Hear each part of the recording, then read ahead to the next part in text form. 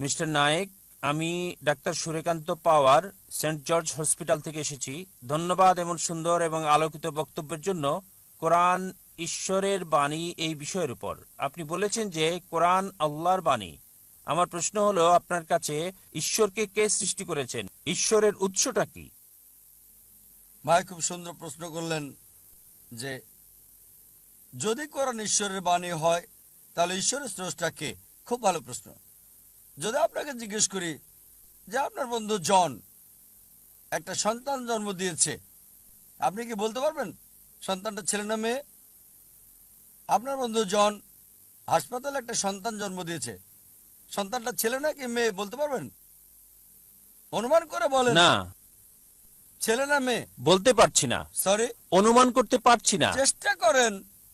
50% হলেও বলেন। হ্যাঁ, 50 ভাগ, অর্ধেক সম্ভাবনা। ঠিক আছে, বলেন। ছেলে।